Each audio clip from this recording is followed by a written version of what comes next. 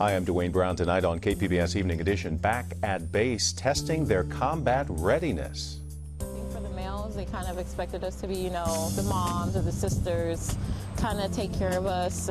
But now, they're like, okay, we're Marine, you're Marine, let's just get the job done. At Camp Pendleton, the challenge for female Marines and the drills designed to push human strength to the limit. And I'm Peggy Pico. San Onofre's defunct power plant now has a less stringent emergency preparedness plan, what it means to nearby neighbors. Then, could a new planting method help save San Diego County's avocado crop from drought and escalating water prices? How it works, coming up. I think you like it. It's all over your hand. Expanding young palate with quick, tasty meals, the benefits of healthy eating habits for kids. KPBS Evening Edition starts right now.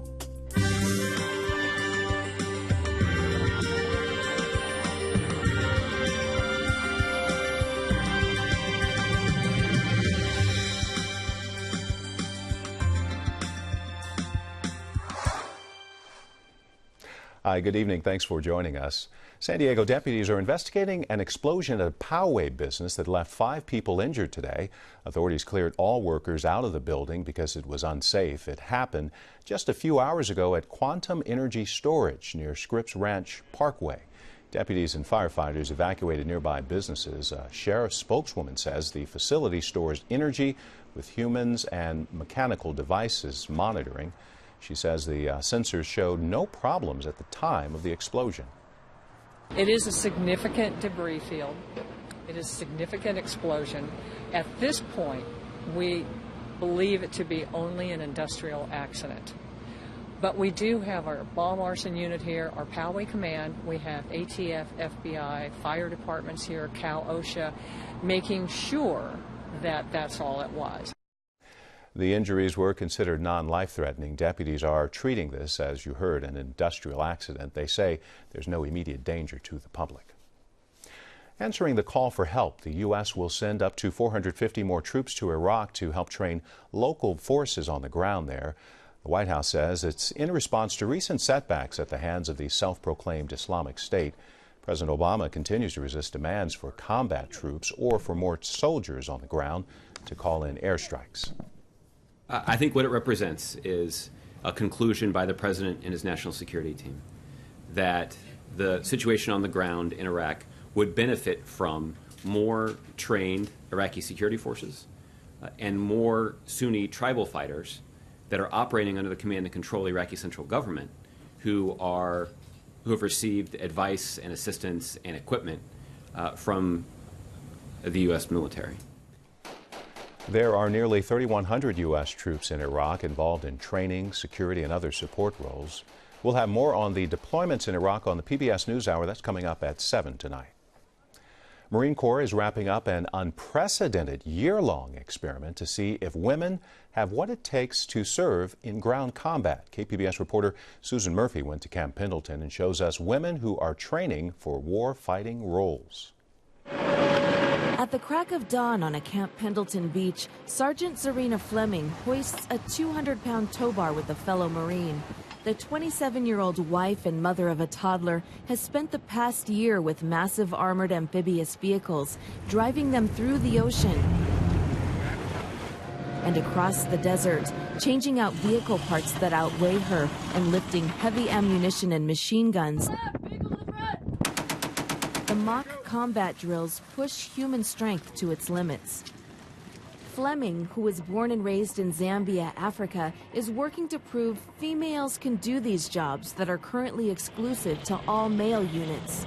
I think for the males, they kind of expected us to be, the moms or the sisters, kind of take care of us. But now, they're like, okay, we're Marine, you're Marine, let's just get the job done. She's one of 100 women and 300 men volunteering for the experiment. Everything on the vehicle is pretty heavy. Our hatches are pretty heavy, so it takes 2 people, to be able to lift them up and open them up, or just grabbing gear and just being on the move. Her amphibious assault vehicle platoon started at Camp Lejeune in North Carolina, then moved to California, first to 29 Palms, then Camp Pendleton.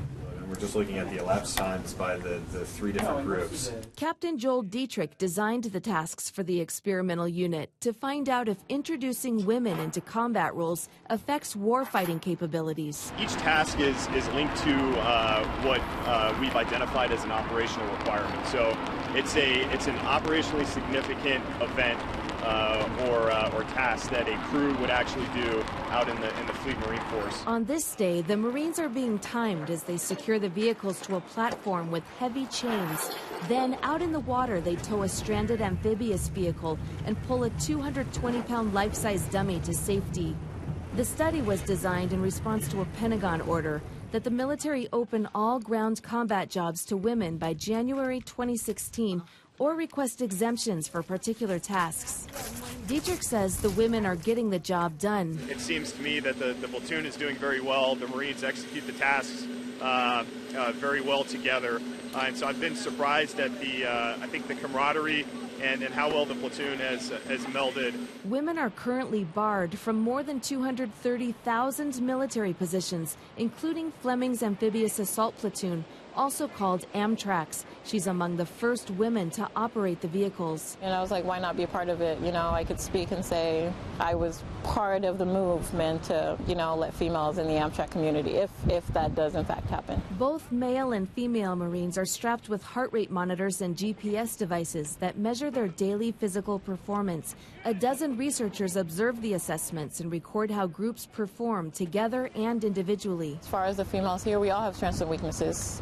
Same thing with the guys. There's something we're stronger at than others. I could maneuver through the vehicle faster because I'm just smaller, but standing up in the vehicle I have a hard time because I'm taller. Fleming's biggest challenge is the repetitive heavy lifting while wearing a 25-pound flak jacket. We have a 40-millimeter machine gun and a 50 cal, so just picking those up, that takes a lot of strength. So, I had to start lifting weights, which I'm not a fan of. She's gained muscle mass and lost 8 pounds, but she's never considered giving up. Neither have the 9 other female Marines who remain in her group. The Marines would not say how many men and women have dropped out since the experiment started. The idea of letting women into combat roles gained momentum during the wars in Iraq and Afghanistan. Nearly 300,000 women deployed to those wars. 150 were killed. More than 800 were injured. Female pilots flew through combat zones. Female medics treated the wounded on the front lines. And all-female teams, known as Lionesses, accompanied troops in house-to-house searches. Fleming served for a year in Afghanistan in an administrative role before volunteering for the combat experiment. She hopes her efforts during the past year will open opportunities for women. I hold myself to a high standard in the Marine Corps, and I hope, if my data has an influence on that, then there's going to be a standard for the females to follow. The results of the study that could represent a major milestone in the military are expected by the end of summer. Susan Murphy, KPBS News. Tomorrow, we hear from the scientist who crafted the combat study. FBI is looking into the death of an El Cajon man shot with a taser at the San Ysidro port of entry. It happened on Christmas Eve, but the autopsy report was just released. It says Francisco Cesena was hit with the taser 7 times. Border Patrol's new use of force policy limits the use of such weapons to only 3 times. Although there is a revised use of force policy, perhaps the agents in the field are not adhering to those policies and that they're continuing to act without any real form of accountability. U.S. Customs and Border Protection says agents were trying to detain Cesena because of a felony warrant. Another setback for President Obama's attempts at immigration reform. Republican senators blocked his request to pay for the legal help for unaccompanied immigrant children. The $50 million funding request could have helped kids running away from gang violence and other dangers in Central America. Immigration rights advocates say they need help navigating the maze of documents to seek legal status or request asylum. The accidental shooting death of a 10-year-old boy in Scripps Ranch by a playmate 2 years ago has prompted San Diego police to offer free trigger locks to gun owners. They look like mini bicycle locks that prevent the trigger from firing. Project ChildSafe has provided SDPD 900 gun locks to give to the public. Officer Tracy Williams reached out to the national program after several incidents involving handguns and minors. Here, he says it's about protecting lives and keeping unsecured firearms out of the wrong hands. Even if, you have a 15 or 16-year-old that you are taking to teach them to shoot, it's still good when you're not going to the range and you have the guns at home, just so he doesn't show one of his buddies and an accident happens, lock it up. The father of the child who accidentally shot his neighbor in Scripps Ranch faces 4 years in prison. The gun locks will be available at all police command stations around the city. In spite of heavy opposition, a controversial vaccine bill cleared a major hurdle at the state capitol. The bill mandates vaccinations for all students in California and allows only vaccinated children in public schools. Opponents say it removes their rights as parents. The bill now moves to the full assembly. A less stringent emergency plan for San Onofre, the nuclear power plant up north, was approved by federal regulators. Peggy Pico explains what's new and some safety concerns. The Nuclear Regulatory Commission, or NRC, approved the new emergency preparedness plan for the now-defunct nuclear power plant, which will continue to store radioactive waste for decades. Joining me with what the plan changes mean for nearby communities is my guest, UC San Diego's David Victor, chairman of the San Onofre Community Engagement Panel. And David, what is this new nuclear power plant emergency preparedness plan? What does it cover and how has that changed? So there are a few things that don't change at all, and in particular security of the site. So the same rules apply as have always applied about protecting the site against intruders and so on. What changes is the footprint around the plant shrinks enormously, and that was something totally expected because now the plant no longer has fuel in the reactor and the fuel that's in the pools has cooled down a lot. The risks have reduced radically. And so what this means is that they no longer have to look at the risk for accidents that might affect the surrounding communities. They still have to worry about the site itself, but the risk to the surrounding communities, in particular the 10-mile radius zone that was around the plant and the emergency zone that has existed while the plant was operational, that zone is now going to shrink basically to the plant itself. Just to the plant, so yes. The 10 miles is gone. How much radioactive fuel is being stored there? Well, almost all the fuel that has ever been burned, because there's no place to store it permanently in this country. So about a third of the fuel that's ever been used at the plant is now in these dry casks, and 2/3 is sitting in pools, continuing to cool down inside the reactor building. Now, some residents are concerned about the safety of storing this nuclear fuel on site. Have you heard some of these concerns? Oh, absolutely. We've spent more time on this topic than any other topic in the community engagement panel over the last year and a half. We've heard concerns that there be a plan in place to make sure that these casks are monitored as they get older, make sure that there are no cracks. If a crack were to appear, which has never appeared in the history of operating with this technology, but if that were to happen, there'd be a strategy in place to either repair the crack or replace the canister, all of those things. We've heard those concerns. The community engagement panel itself has done its own independent review of the data here. Sure. Who's going to monitor those then for cracks? Edison? It'll be the responsibility of Edison and of the vendor of the cask. So there's a new company that's going to sell the new casks called Holtec, and the old casks will also be there, sold by a company called Areva.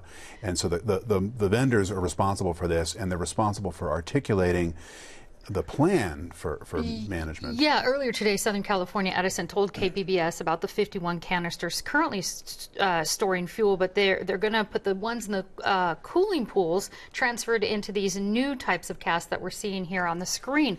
What's different about these casks? Well, some things are basically the same. The same basic technology, or the technology is basically the same in the two, which is you put the spent fuels inside the canister, and the canister is made out of stainless steel. What's different, the most visible difference that people will see, is these new canisters are vertical and they'll be sunk into the ground, and so they'll actually be less visible from the road. That may create some advantages in terms of earthquake protection and other kinds of protections, but both technologies are licensed. Both of them seem to be equally safe. Oh, sure. That brings me to the next question, because of course San Onofre is in a seismic region. So are there any track records on these new casks, and what kind of or size of earthquake they could withstand?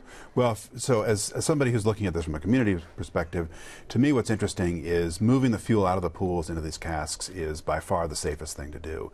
In the pools, They're part of the structure of the plant, which is designed to withstand a very, very big earthquake and beyond anything that seems to be conceivable in this area.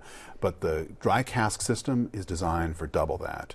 So they are really, really safe inside the dry cask system. But no data on it yet, though, because it hasn't been tried anywhere else, right? So similar designs, the horizontal designs and the vertical designs, are in operation right now. There are always small changes in design here and there, but we now have the dry cask system in the United States. Some of the oldest ones are now in their 20s, basically, so they're past adolescence. So we're actually learning a lot. I think this is going to be a big advantage for us here, is to learn from what's happening in other communities and learn from how their casks are aging and how we can prepare for it. When will this new preparedness plan go into effect, and when will we get the new casks? So two questions. The preparedness plan starts to go into effect this summer and then will unfold completely over the next 4 years. Some of the relationships with the first responders, local communities, will extend for the next 4 years or so. The new casks, they're in the process of now designing them. One of the things in the community engagement panel that we have done is demand of Edison that they and the vendor, Holtec, lay out for us in plain English what the plan is for monitoring aging.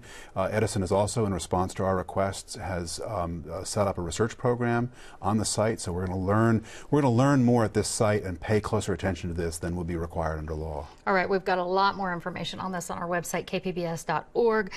David Victor, thanks so much. Oh, thank you.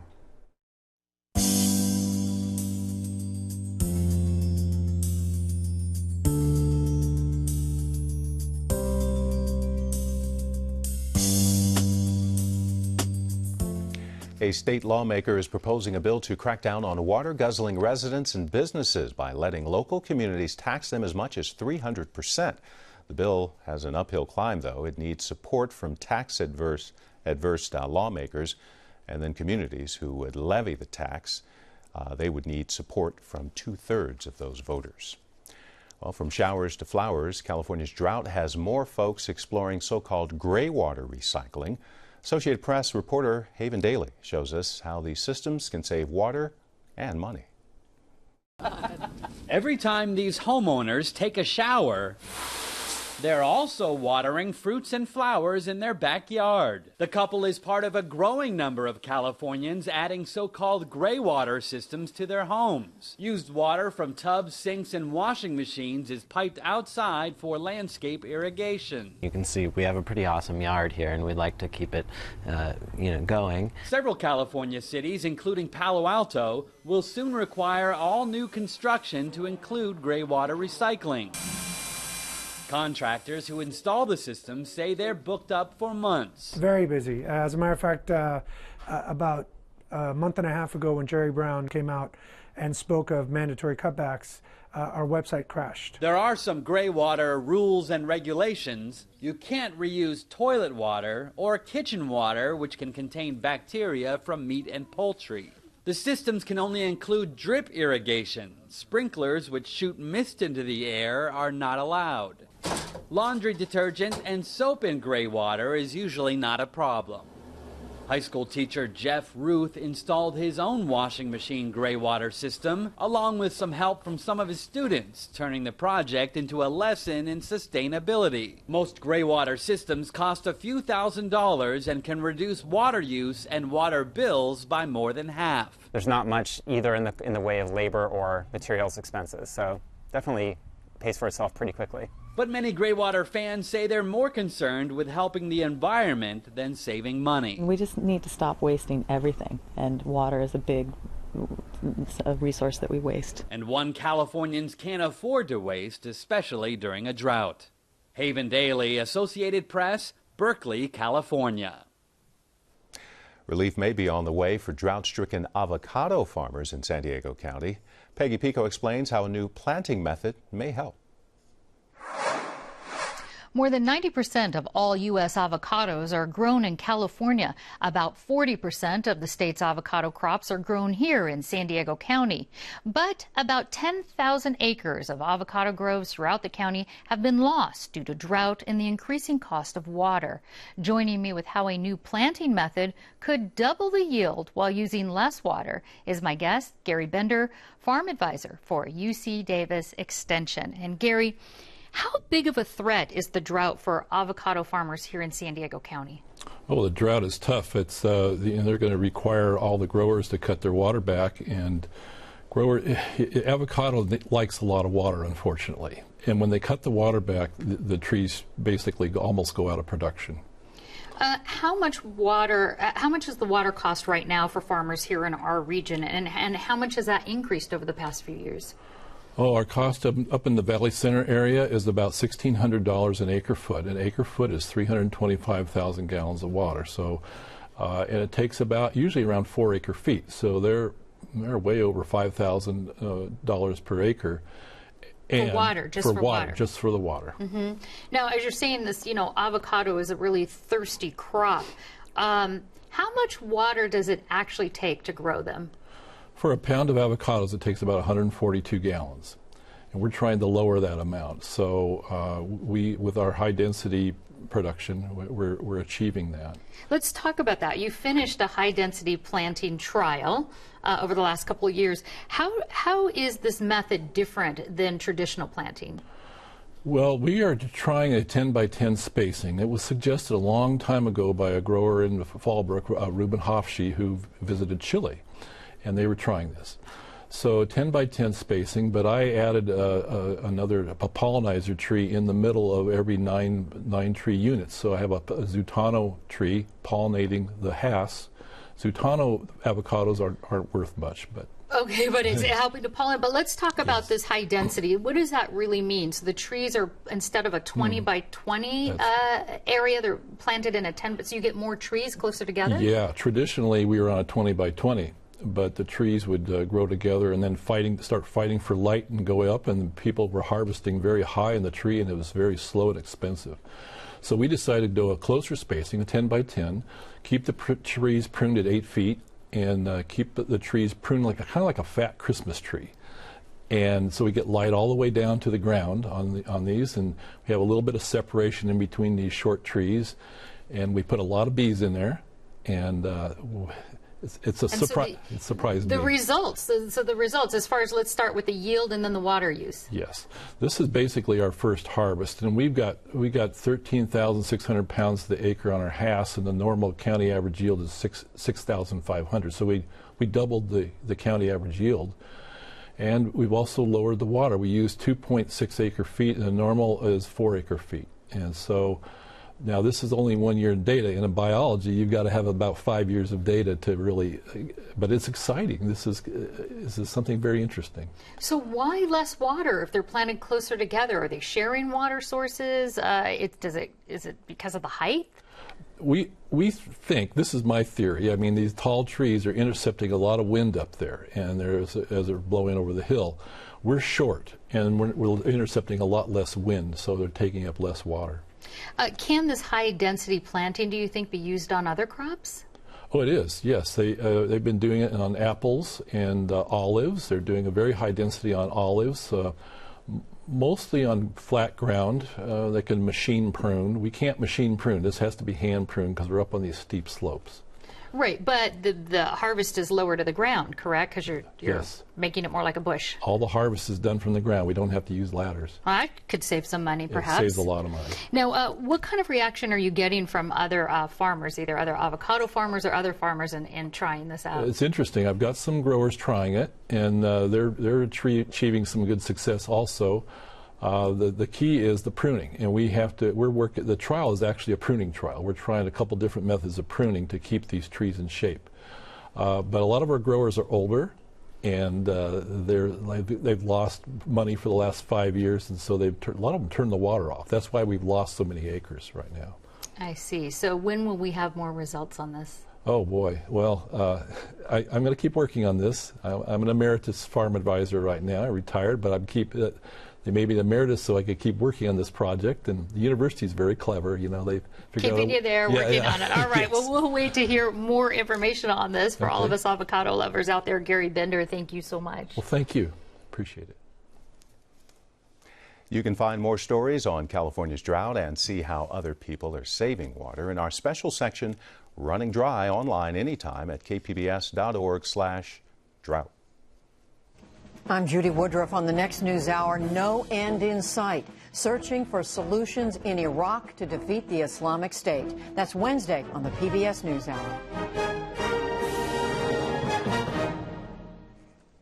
A celebration of good food that's good for you too. Today, parents and children in La Mesa learned how to make vegetables with hummus wrapped in a whole wheat tortilla.